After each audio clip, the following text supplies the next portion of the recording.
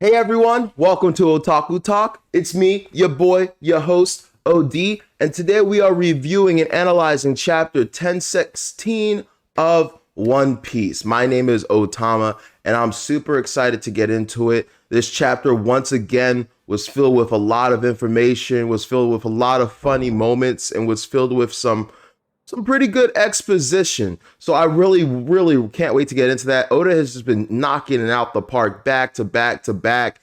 And I'm loving every moment of it. We're going to have a break next week. Unfortunately, Oda kind of deserves it. But, as a selfish fan who just wants more content, I'm so blown. I just want to keep going. I just want to keep finding out more and more and more and more. But unfortunately, that's not how it works. So we'll get there when we get there. Anyway, if this is your first time tuning into this channel, or even if it's not and you haven't already, I would really appreciate it if you would like and subscribe. Bang that bell button. It would mean the world to me. I have a long path to reach 1,000 subscribers, and each and every single like and subscribe brings me closer to that. So if you could do that for a brother, I'd really appreciate it. Anyway, without much further ado, let's get into this, John.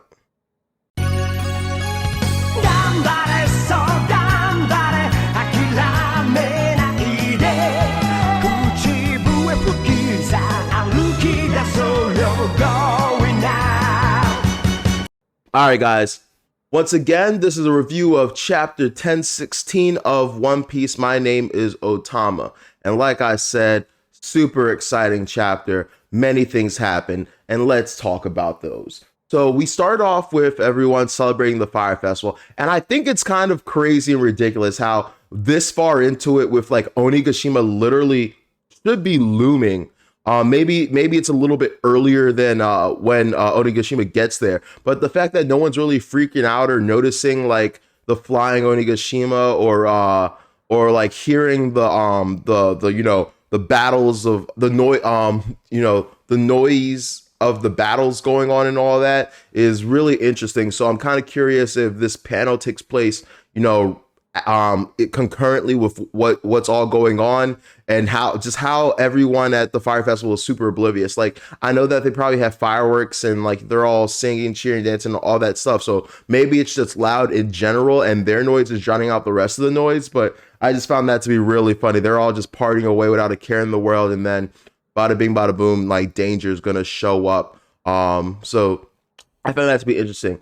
I literally did not notice this part until I like came back and like did my like third reread of the chapter, and you would have missed it. So Hitetsu and Toko are basically talking, reminiscing, saying how like it's grayed out, and she hopes that her father can look down, Yasue can look down and see them. And pretty much they say something to the effect of, the sky is so clear, I know that he's looking down on us. And there's a shot of the moon. And I did not put two and two together. I just thought, oh, that's sweet. Oh, they're reminiscing over Yasue, blah, blah, blah. But no, once again, this is Oda's genius taking place, where he's basically being like, oh, guys, hey, remember those clouds earlier that were blocking the moon? Remember how like the minks couldn't go too long? Well, guess what? I just confirmed that the skies are clear now. And look, I literally drew the moon right there. So I'm very curious if in the next few chapters or so, we are going to see Sulong form again, especially if you don't remember, Nico went over to fight Perospero, I believe. Yeah. So fighting Perospero with Sulong, geez, I do not envy Perospero. Once again, though, Perospero is currently inside, I believe, last time I saw him, so maybe he won't be affected. But if he ends up outside somehow, some way, God help him. So we get back to the CP0, still for some reason doing nothing. And I'm very curious about their combat capabilities at this point. I just feel like I don't know why they're not interfering. My theory is that they're literally just going to wait until like all this is said and done, and then try to clean up the mess. Because right now, as it stands, no matter what side they stand on, there's going to be, casualties. So why not wait for both sides to weaken themselves? Because let's be real, the CPU0 don't really like Kaido. They're working with him out of necessity. But if they can take Kaido and the potential future Pirate King. Like they don't really think that about Luffy at this moment, but he is a contender. He is rookie of the year. And so if they can like wait for them to like knock themselves out and come in full force and sweep them, that'd be really interesting. I'm still waiting for where Rob Lucci is and if he'll have any relevance in this arc. I mean, there's already too much going on for that, but hey, it's a possibility. So something I wanted to talk about that interested me, and I don't know if this is just the editors or Oda messing up, but like when we originally like way back like 10 chapters ago are going over the go board with all the numbers, we're told that on the Straw Hat side there's 5,400 people, but there were 400 casualties, so they have 5,000.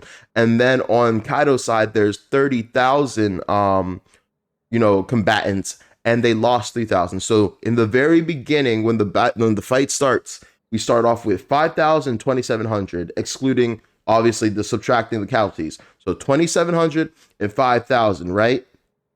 And then after that, they lose more in this current chapter, and they tell us that now there's 3,000 combatants on the Straw Hat side, and there's 2,400. But I was really confused because in the same panel they say that that they lost an additional 5,000. Oh, actually, you know what?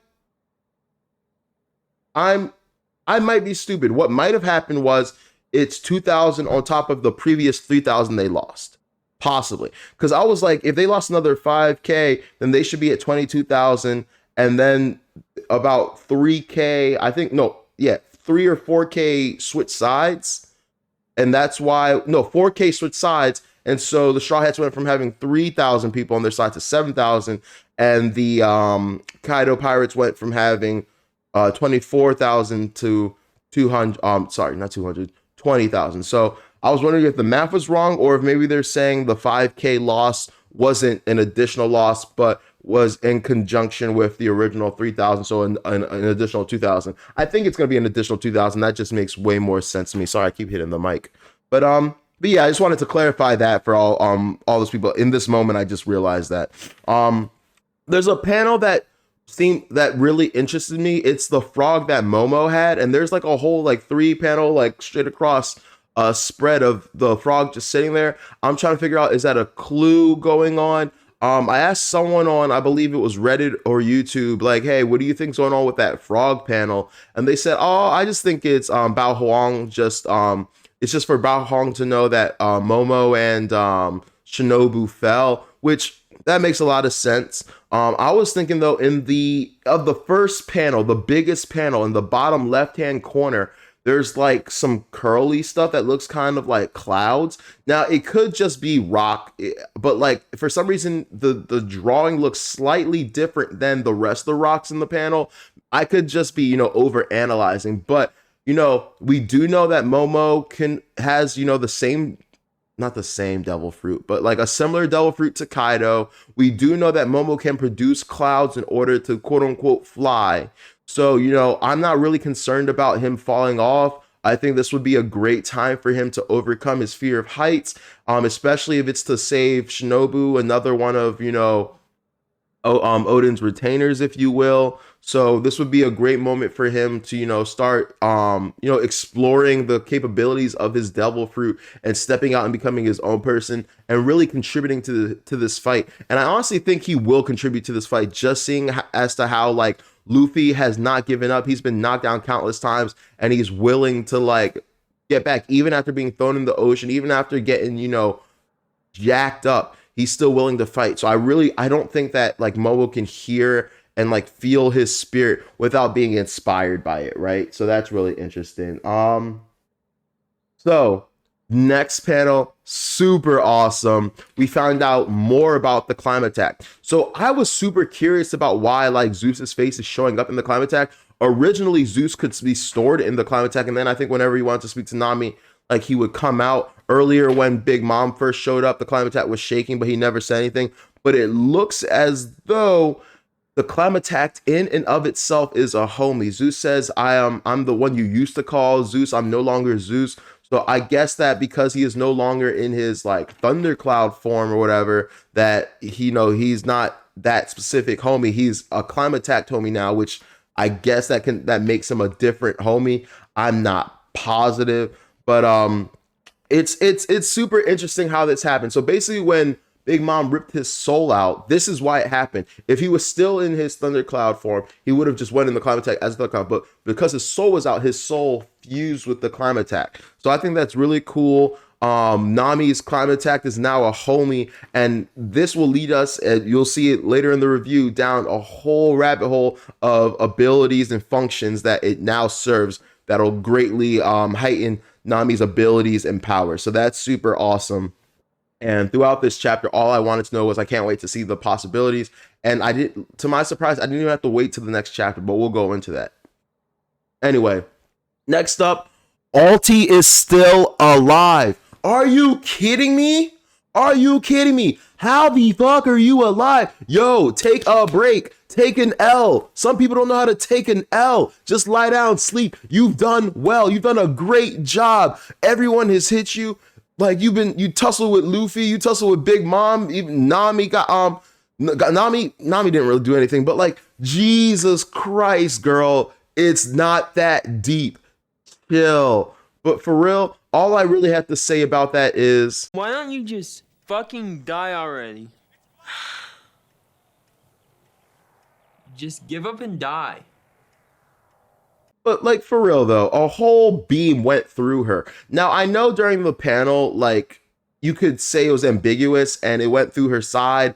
In the scan, it doesn't really look like she has a hole through her. I don't know if maybe that's just super healing or like it really did skim her and it looked a lot worse than it was. But man, Alti's a G, and they even draw her with the like little shaded panels over her eyes to show that she's like screwed up and exhausted. I really thought she might be fighting unconscious for a while. I thought this might be an indicator of like the power of Haki and that her willpower is so strong she won't give up. Because like basically I wanted to get into how like this is super problematic if this is any indication towards like Kaido's regenerative powers, because clearly he's the head honcho here, and if freaking Alti, who I'm pretty positive is not even in the, you know, top half of the strongest Tobi Rappo. That's just me speculating. She very well could be, but the fact that someone like her is able to take these attacks and regen and still keep on trucking and still keep on fighting makes me very, very worried about what Kaido is capable of. Now, take this with a grain of salt, because if this was the case, how come page 1 is still out of commission? I had to go back and figure out how exactly he was taken out, because there's a panel in this where they're like, this is the same thing that happened to page 1. And I was super confused because I was like, I don't believe page 1 was a... Oh, wait. I'm getting ahead of myself. Sorry. We'll get there. We'll get there. Let's wait till we get there. I'm sorry. But long story short, I'm just going to finish off with saying, why isn't page 1 back? The difference, like, I know she did a Mazer Cannon. I guess that didn't use Conqueror's Haki. It was just, I don't know if it used any form of Haki. I think it was just a pure energy attack. And maybe that perhaps is why she was able to recover so quickly. Maybe it didn't actually pierce through her. Like I said, you see her, I don't really see a hole through her body. Kind of sad about that. But if it didn't really pierce her, if it grazed her, I can get why she's alive. Also, you know, page 1 did take a full-blown Conqueror's Haki attack to like the neck, it appears. So maybe that has something to do with it. Anyway, she shows up as Usopp and them are about to, you know, try to announce to the live stage everything's about to happen, and headbutts the living hell out of Usopp. And once again, my boy Usopp showing that he is the durability king. I really hope at some point in this series it is brought up just how durable this man is, because this man has taken some of the greatest abuse in the series. Obviously, there's, you know, Luffy and Zoro at the forefront, but I just feel like it's more impressive with Usopp, because, you know, he really, honestly, if we're being completely real with ourselves, has no business tanking some of these attacks. So that's my boy, and I really hope that at some point in this series that they really touch on and discuss, hey, why is Usopp like made of steel? Also, speaking of Usopp, I was supposed to say this earlier, but we are literally We are literally 1,000 away, 1,000 away from Usopp having his army of 8,000 warriors, right? So I don't know if this is where it's gonna happen, but that's that. I just wanted to notice that when Usopp said he had 8,000 men, but I feel like that's honestly gonna be too small because right now that's where we stand without Otama switching over all the people that she gave all the gifters she gave dongos to. So maybe she only gave 1,000 out. I mean that wouldn't be unreasonable, but I don't know. In my head, I thought she gave out way more. So anyway, after this happens, Nami immediately goes to attack Ulti and she swings her climb attack and motherfucking Zeus turns into a fucking mace. And I was like, I'm lit. Yes. If this is any indication of like his abilities, I'm super excited about it. Also, this kind of gives a little bit more information as to how Prometheus works. So like I always wondered if it was a weird fusion of a sword and a hat. Maybe it's simply just a hat that can take the form of a sword.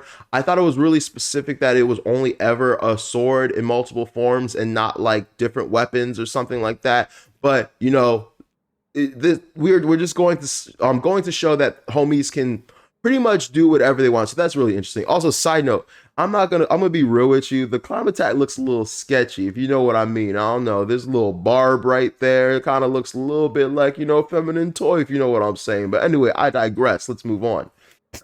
But I would be remiss if I didn't say that. So Alti at the time had Otama in her hands, and what Usopp does, even despite being headbutted, he's still conscious, shoots a green star, and the green star is called what's it called, Sargasso. So I had to Google that real quick, and it's a form of sargassum, which is basically brown seaweed. So basically this massive amount of seaweed shows up and is able to just separate them for to create the distance for Nami to do what she does next. Which honestly, my favorite part, well, not favorite part, but the funniest part of this chapter, once again, Oda's comedic timing is always on point. And basically Zeus is still doing the whole I'm no longer Zeus. At first I was wondering if like it was a legitimate thing, but I think it's just him trying to really show that, hey, I'm with you now, Nami. I'm no longer that person that was working for Big Mom. I renounce myself of that. I basically take off my chains of that. Like I want to work for you, and therefore working for you, I want a new name, like a new allegiance to you. You name me. And it's funny because she's like, okay, Cotton. And then blink if you miss it, he's like, all right, cool, I'm Zeus, Nami's right hand man. He was like, all right, you know what, fuck you, you had your chance, I gave you a shot. You know, you could have given me a really, I thought, you know, you could have given me a really cool fucking name. You went with Cotton, so you know what, fuck it, we're just gonna stick with Zeus. You know, I was trying to do a thing here. And you had to go and ruin it. So you know what, screw you. I thought that was hilarious. I died laughing. I live for these moments with One Piece, and I know the rest of the audience does. Also, I'm very curious about how the climate attack acts when Zeus is outside of it. Now that he's a homie of the climate attack, I found it really interesting when Nami did send Zeus out to attack. It was the regular storm cloud Zeus. So I'm wondering, does the climate attack become normal in that moment? Can he do like a parallel mind, parallel consciousness kind of thing where he can still control the climate attack and control the cloud? Can there be clones of Zeus, perhaps, if she makes multiple storm clouds?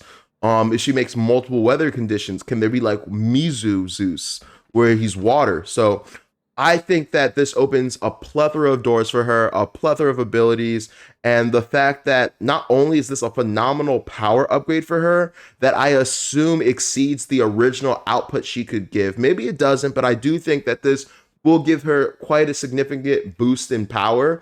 I think the fact that he can rectify the trajectory of stuff, one which was Nami's biggest weakness. Every fight she had, it was, can I land this attack? Can I land this attack? And setting up her opponent to be in a situation where she could land the attack. And before, it led for some really creative fights. It's kind of like the whole Hockey versus Devil Fruit thing all over again, where people were kind of like, before Hockey, you know, Luffy got really creative in his victories and how he fought. And unfortunately, you know, something like this will get rid of some of the creativity and how Nami fights and how she gets her opponent's trap. But I still think it's a necessary upgrade. I still think it's something necessary to happen. I just think it's awesome that now, she has homing attacks, and one of her biggest weaknesses has been covered. So most of us thought it was just going to be a power upgrade, but this right here is substantial, and I'm very, very happy about it. Very happy about it. All right, next up, Bao Huang, instead of broadcasting the defeat of Momo and bolstering, the morale of the troops, she does the exact opposite. Rick rolls everyone. I hope Kaido really likes her. I know she's the secretary, so hopefully he forgives her. And instead announces the defeat of two of the Tapirapa. Once again, this is in the later portion of the chapter, so this is after the CP0 or whatever already did their calculation. So once again, there might just be people that are like not only demoralized but switch sides based upon, hey, they're doing something out here. They're taking out 2 of the 6 Tobirapo. That's about a third of them. They've taken out a third of our most elite forces, and then they have right now the headliners on the ropes. I don't know if they know Yamato's fighting Kaido, but Luffy's alive and gonna go back at it. So wow, that's just funny. Also, shout out to a YouTuber, up and comer just like me. His name is Tyrant King Kuma, doing great work. You should check out his videos. And I just wanted to say, he predicted this first. Obviously, I'm sure other YouTubers did, but he was the first one I saw that said it. And I felt super stupid because it was super obvious thinking about it that, the Marys are such a double-edged sword when it comes to relaying information. And so basically Usopp tells him, hey, I don't know how it works, but she's able to relay information to everyone. And so basically they get Otama, they kidnap Bao Huang, and they have Otama announced to the whole alliance, basically her whole plan to, fight for the Straw Hats. Now, it doesn't happen in this chapter, which I'm very nervous about. I'm very nervous about, it might not be a big deal. We might see it next chapter, but the fact that it didn't happen in this chapter and it could have easily happened, like, hey, like just one small panel. So maybe it doesn't go to plan. Maybe she gets shut up real quick. Maybe it's going to be a struggle to to get it out. So maybe it won't be as easy as we may seem. So he chose not to do it this chapter. So that's very, very interesting. Real quick question. I know this has been here forever, but the more I see it, the more I think it's going to be relevant. Do you guys think this giant sword in Onigashima is going to be relevant at any point? Just curious. I'm just super curious. There's been this giant sword in many panels just chilling there. I think it's even too big for like the likes of Kaido to pick up. So I'm just curious. It's been there for a while. Just wondering if it has any kind of play. Anyway, let's finish off with the Yamato and Kaido confrontation. Everyone, this is all the hype shit. I'm super excited for this fight. Now, do we all know that, Kaido is going to shit on her? Yes. But do we also know that Yamato is going to give it her all and she ain't going to be no bitch and stand her ground? Absolutely. And I'm super excited. I'm super excited about it. In their short exchange, we get a little bit of information. Basically, she's saying, I'm going to kick you out of Wano. Kaido's like, sorry, boo. Can't do that. This is special. Wano is special. And immediately I'm like, why? Is it because of the poneglyphs here? Does it have something to do with Onigashima and the Oni skull? Is it the mineral ore deposits? Like, I know that they make the liquor iron ore here, which I'm really sad about. Hasn't been relevant in a while. Also, remember earlier in my earlier reviews, I talked about how the Revolutionary Army might show up because they wanted to get shut down the weapon manufacturing plants and get the liquor iron ore for weapons for themselves, I believe. So is it the sake? He likes to drink. Maybe he just likes the schools. Maybe it's the school system. Yeah, maybe it's good, safe neighborhoods. I don't know. But I'm very curious about why Wano is so important to him. Obviously, there's a lot more than meets the eye here. I forget if it was Tekking or Sawyer 7, but one of them says that it probably has something to do with whatever creature or whatever mechanism is creating the whirlpools that naturally protect Wano itself. So I think that's a really good theory in and of itself. So yeah, the last thing I want to talk about is the fact that Yamato reconfirms her intentions to join Luffy's crew. Honestly, at this point, I don't see why not. I was gonna do a whole video about people that I think is gonna join Luffy's crew, but honestly, I don't know that's gonna happen. I kind of tabled that. There's other things I want to talk about, other things I want to do, and at this point, it's kind of obvious what's gonna happen. And like some of it would be for fun. I had some like wild card characters that I don't think would ever be it, but would be fun. Luffy originally only wanted like 10, 11 people in his crew, and now like he's gonna have, with the inclusion of Yamato isn't at 11, so he's already going over his number. Maybe that was a soft cap. I have no clue, but Shui confirms that. And then we see at the very last panel that there is lightning clash, not lightning, but like hockey clash going everywhere. Now, initially, like most people who probably read the chapter, I was like, oh my god, oh my god. So confirmation that Yamato has hockey. I mean, not hockey, but conquers hockey. But then I remembered that, hey, there was a similar black clash when Luffy stopped Doflamingo from stepping on Law. So it's not quite a confirmation of hockey. However, I mean, sorry, I keep saying hockey, conquers hockey. Even though personally, I'm still going to hold on to the fact that I kind of hope and believe that is conquers hockey, but there's no real confirmation of that at all. So we can't really say for certain that is the case. But I wouldn't be surprised if it's Conquerors hockey. But I just want to temper all you fans' expectations that, hey, there's a possible chance that it is not Conquerors hockey. It could just be regular armament. We do not know. So yeah, I think I'll leave it off of there. Actually, one last thing before I sign out. I really do hope that we get more from Yamato.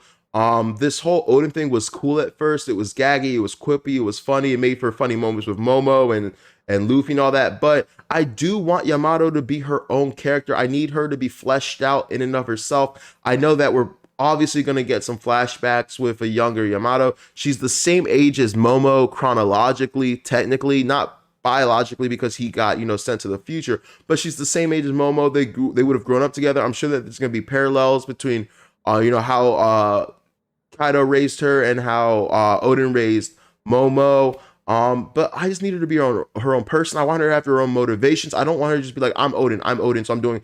I want to know why is she Odin in the first place? Obviously, it's because she idolizes him, she respects him, she's a huge fan, and he's dead and at the hand of her father, so maybe she wants to carry it out. My theory is that, she was always weak, and she always saw her father subjugate people, and she always saw her father as this unbeatable foe, and maybe that put her into kind of a depression where she was like, no matter what, I'm beholden to him. Maybe she wasn't chained at the time, but like maybe she was mentally, emotionally chained.